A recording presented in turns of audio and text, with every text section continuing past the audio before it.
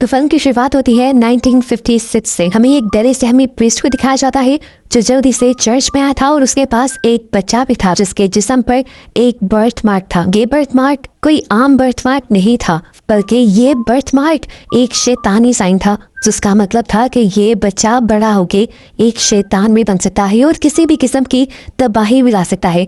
इसीलिए प्रीस्ट डरते हुए गॉड से माफी मांगते हुए इस बच्चे को जैसे ही मारने की कोशिश करते हैं, तभी यहाँ पर पुलिस आ जाती है और उन्हें ऐसा करने से रोक देती है। हालांकि प्रीस्ट पुलिस को कहते भी हैं कि मुझे मत रोको, तुम नहीं जानते कि इसका अंजाम क्या होगा, लेकिन पुलिस इस डर से कि प्रीस्ट के ही पर उस बच्चे को मार ही ना दे, प्रीस्ट को ही गोली मारकर खत्म कर देते हैं और इस बच्चे को आखिर बचा लिया जाता है। इसके बाद फिल्म में 30 साल का वक्त गुजर जाता है और हमें मूवी के मेन कैरेक्टर मार्क को दिखाया जाता है। इस टाइम मार्क एक प्रीस्ट के एरिया में था, लेकिन दरअसल वो एक अंडरकवर एजेंट था। उसे 7 लड़कियों के गायब होने की केस की इन्वेस्टिगेशन करनी थी, वो भी एक चर्च में जाकर। पुलिस वाले ये बात जानते थे कि उन औरतों को आखिरी मर्तबा इस चर्च के अंदर ही जाते हुए देखा गया था, लेकिन उसके बाद से वो लापता थी।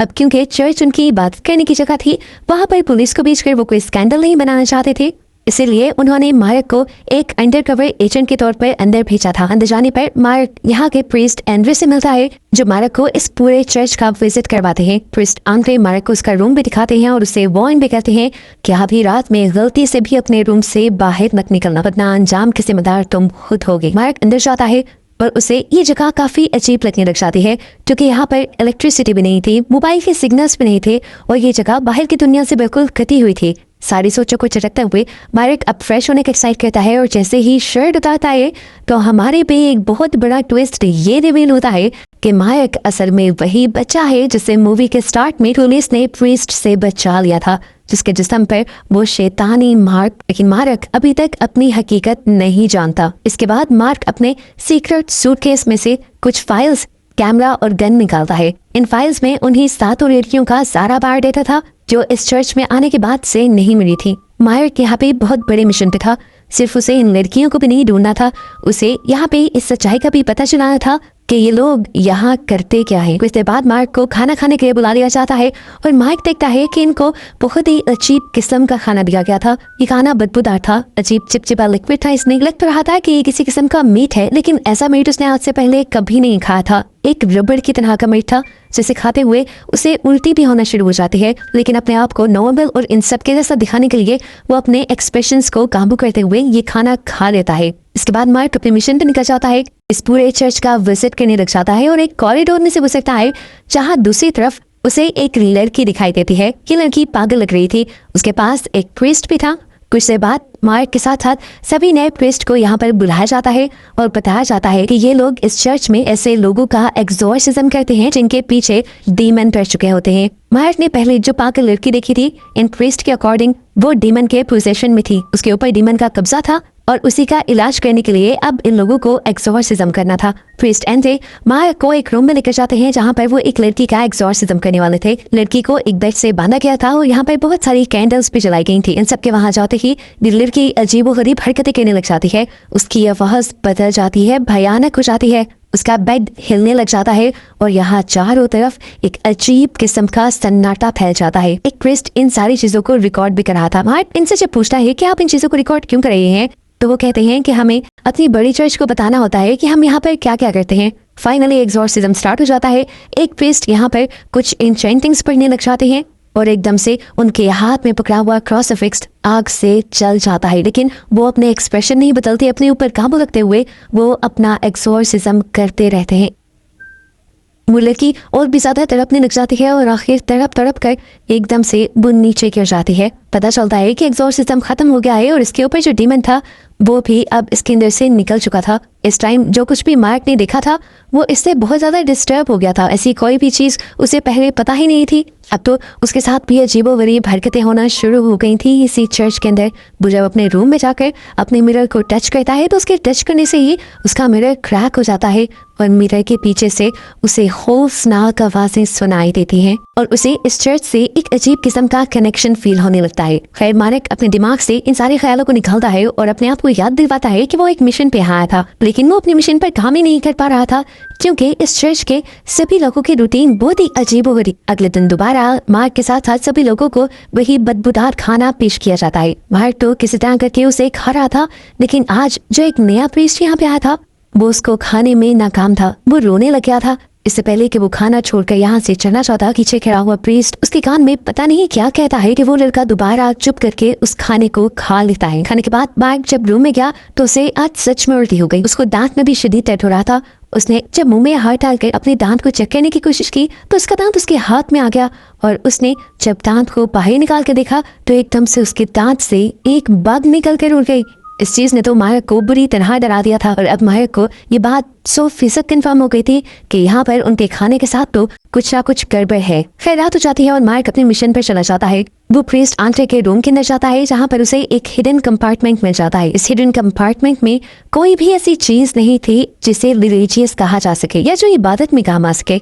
यहाँ पर बहुत सारा अल्कोहल था, अजीब वीडियोस की डीवीडीज थी और उन एग्जॉर्सिज्म की वीडियो भी थी जो ये लोग बनाया करते थे। इन वीडियोस को देखने पर मार्क को ये बात पता चल जाती है कि ये वीडियोस ओरिजिनल नहीं है, बल्कि ये सिर्फ स्टेज परफॉर्मेंसेस हैं, नकली मन घड़त वीडियोस हैं जो लोगों को दिखाने के लिए और उनको बेवकूफ बनाने के लिए बनाई गई है। यहाँ इन लोगों का ये पोल तो खुल जाता है कि ये लोग असल में कोई प्रीस्ट है ही नहीं। अब मार्क उसी रूम में जाता है जहाँ पर वो एग्जॉर्सिज्म किया गया था। वो देखता है कि जिस क्रॉसिफिक्स में एकदम से आग लग गई थी वो क्रॉसिफिक्स असल में एक लाइटर था और उसे आग एक बटन चलाने पर लगी थी। जो बैठ रहा था उसके नीचे भी एक वाइब्रेटर लगाया गया था। यहाँ रूम में अजीबोगरीब आवाजों का आना एक टेप रिकॉर्डिंग थी। और रही बात लड़की की, तो वो लड़की ड्रामा नहीं कर रही थी, वो तो इन लोगों की विक्टिम थी जिसको इन लोगों ने अजीब किस्म की ड्रग्स दी हुई थी और उसी ड्रग्स की वजह से वो ऐसी हरकतें कर रही थी और उसी ड्रग का इंजेक्शन मार्क को बेड के नीचे से मिल भी जाता है। खैर अब अगली सुबह हो जाती है। ये लोग अपने रूटीन के मुताबिक चर्च में इकट्ठा होते हैं। यहाँ पर इन सबको प्रेयर्स करनी थी। आज प्रेयर करने की टर्न मार्क की थी। मार्क इंग्लिश में प्रेयर करता है तो ये सब उसे लैटिन में प्रेयर करने को कहते हैं और फिर उसे साई पर भेजकर यहाँ पर प्रेयर्स की जगह कुछ और ही पढ़ा जाने लगता है। दोबारा खाने के लिए उन्हें वही बदबूदार गोश्त दिया जाता है जिसे आज तो खाने पर उसे पहली बार में ही उल्टी हो गई थी। आज वो पूरी तरह समझ गया था कि ये चर्च कोई आम चर्च नहीं है, ये झांसा है और उसे लगता है कि यहाँ पर उसकी जान को भी खतरा हो सकता है।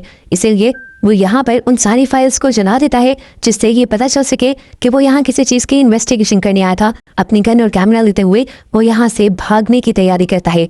इससे पहले कि वो निकल जाता वो देखता है कि कुछ प्रीस्ट यहाँ पर एक कब्र बना रहे थे। ये उसी लड़की की कब्र थी जिसका इन्होंने पिछले दिन एक फेक एग्जॉर्सिज्म किया था। ये सीन मार्क को बाहर जाने से रोक देते हैं और अब वो फैसला कर लेता है कि वो इन सारी चीजों के पीछे का सच जान कर ही रहेगा। वो अब उसी एरिया में जाता है जहाँ पर उन पागल लोगों को रखा गया था। यहाँ पर एक प्रीस्ट उसे ये खबर देता है कि यहाँ सभी लोगों को मालूम है कि मार्क यहाँ पर किसी चीज की इन्वेस्टिगेशन करने के लिए आया है।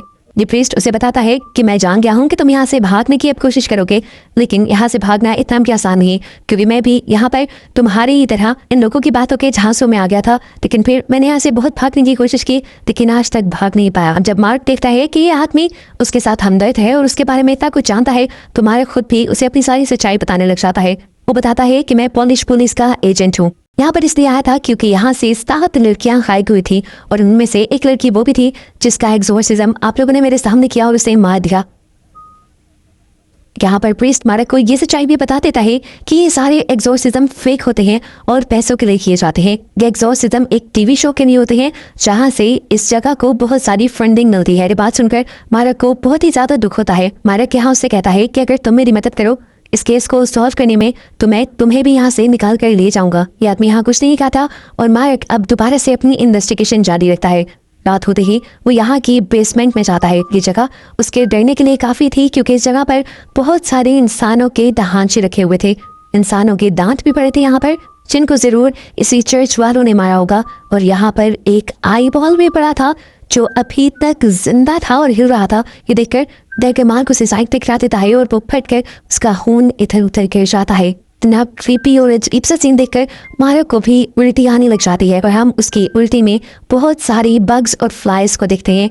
अब मार्क यहाँ से बाहर जाता है उसी ग्रेवयार्ड में जहाँ पर उन्होंने उस लड़की को दफन किया था। वो इस ग्रेव को खोलता है लेकिन वहाँ उसे कोई भी नहीं मिलता। वो हैरान था कि उसकी आंखों के सामने ही इन लोगों ने उस लड़की को जमीन के नीचे दफनाया था और अब वो कहाँ चले गए थे। इससे पहले कि वो कुछ भी और कहता पीछे से एक आदमी आकर उसके मुंह को कवर करते हुए उसे बेहोश कर देता है। उसे जब होश आया तो उसने देखा कि उसे एक बेड से बांधा गया था और उसके सामने वो आदमी था जो उसे बेहोश करके लाया था।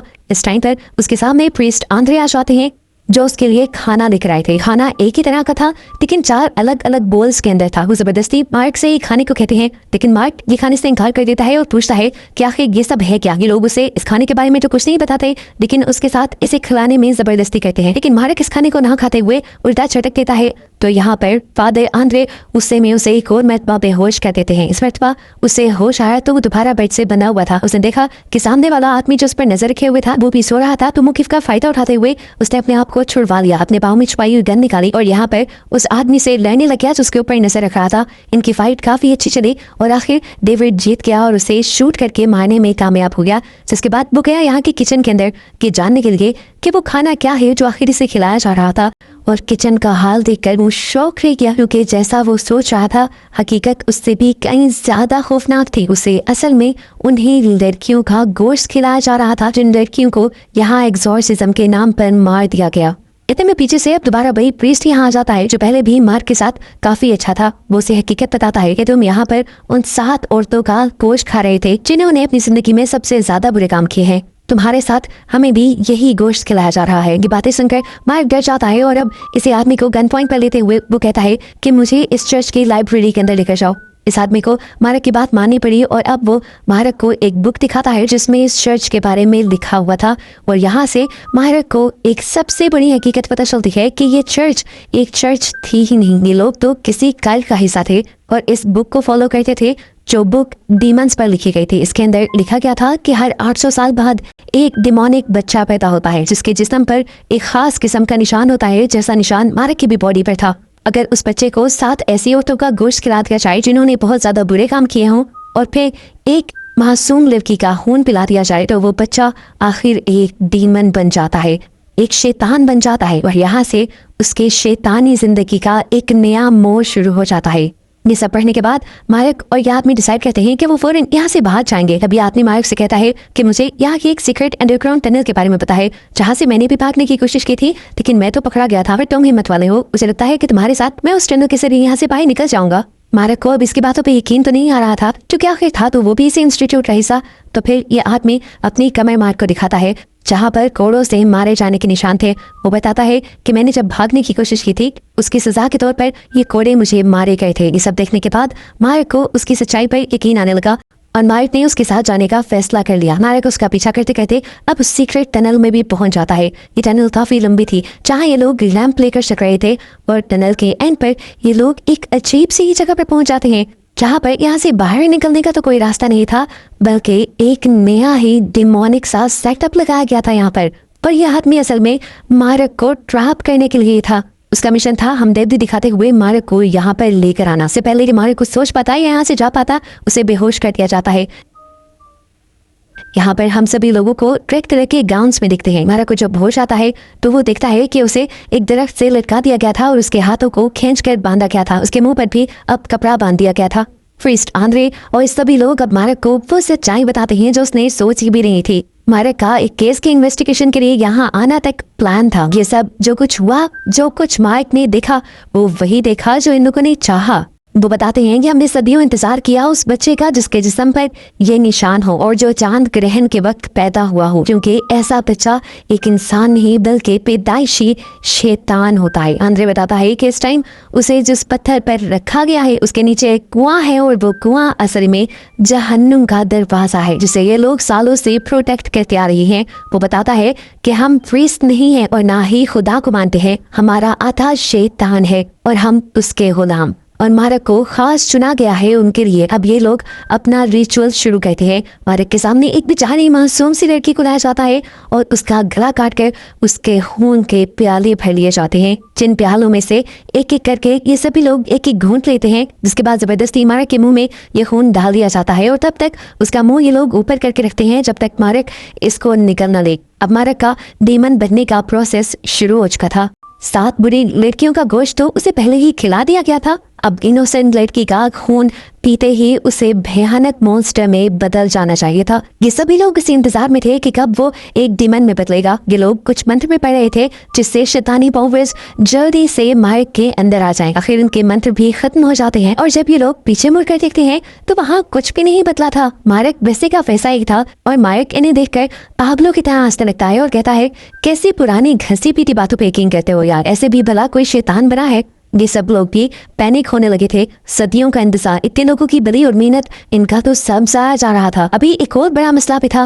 मार्क एक बहुत ही बड़ा एजेंट था। उसने कई हफ्तों से रिपोर्ट नहीं की थी और अब इन्हें खबर मिली थी कि पुलिस मार्क के बारे में भी इन्वेस्टिगेशन करने लगी है। किसी भी वक्त पुलिस यहाँ आ जाएगी और जब सबूत देखने लगेगी तो इनकी चर्च का ये सारा सच खुल जाएगा और मार्क का पता नहीं क्या बनेगा। इसीलिए वो ही रिचुअल वाली बुक को पढ़ते हुए डिसाइड करते हैं कि ये सब मार्क को ही मार देंगे और फिर उसे हेल के दरवाजे में फेंक देंगे जो अभी तक सदियों से बंद है। एक बंदा जो मार्क को ट्रैप करके लाया था, इस रिचुअल के फेल होने पर उसे आंद्रे पर बहुत ही ज्यादा गुस्सा आता है क्योंकि उसे अब मार्क की बातें ठीक लगने लगी थी कि ऐसे कोई शैतान नहीं बनता और इन्होंने इस आंद्रे पर एतबार करके अपनी पूरी लाइफ बर्बाद कर ली थी। इसी गुस्से में वो एक पिल्लो उसके मुंह पर रखते हुए उसे मार देता है और सबसे झूठ कह देता है कि ज्यादा शराब पीने की वजह से आंद्रे की इनके लीडर की मौत हो गई है।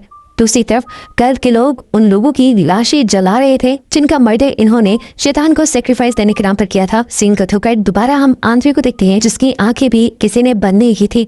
सभी उसके मौत का तमाशा देख रहे थे और अचानक से उसकी आंखों के सामने यहाँ पर एक क्रूसीफिक्स उल्टा हो जाता है, जिसके बाद एक मक्खी उसके जिस्म पर बैठकर उस कुएं की तरफ जाती है जिसको ये हेल का दरवाजा कह रहे थे, जहाँ इन्होंने मार्क को फेंक दिया था। वो मक्खी मार्क की बॉडी में चली जाती है। उसकी मरी हुई बॉडी को झटका लगता है और यहाँ एकदम से उसकी आंख खुल जाती है। अब उसकी बॉडी अजीब तरह से मुड़ने भी लगी थी। उसकी बॉडी के कई हिस्से बदलने लगे थे। उसके मुंह पर बड़ी बड़ी वेन्स आ गई थी और पूरा मुंह नीला पड़ चुका था और ये सब तो अब कोई नोट ही नहीं कर रहा था। सीन कट होकर हमें आंद्रे के फ्यूनरल को दिखाया जाता है जिसे जो बंदा कर रहा था एकदम से उसकी बॉडी हवा में लटक जाती है। उसका सर पटकर उसमें से मक्खियां निकलती हैं और देखते ही देखते पूरी बॉडी उसकी मक्खियां बनकर उड़ जाती हैं और वो मर जाता है। और तब यहाँ पर एंट्री करता है असल डीमन, यानी मार्क, जो पूरा अब डीमन बन गया था। इनका रिचुअल गलत नहीं था, बस ये इंतजार ना कर पाए। मार्क को देखकर जितने भी लोग देखकर यहाँ से भागने की कोशिश करते हैं वो सबको उल्टा लटका देता है, उल्टे क्रूसीफिक्स की तरह। जिसके बाद हमें बाहर का माहौल दिखाया जाता है जहाँ अब काले बादल छा चुके थे और साफ जाहिर था कि अब दुनिया को इस शैतान की तबाही से रोका नहीं जा सकता। पर बस यही सब दिखाते हुए ये मूवी यहाँ पर खत्म हो जाती है।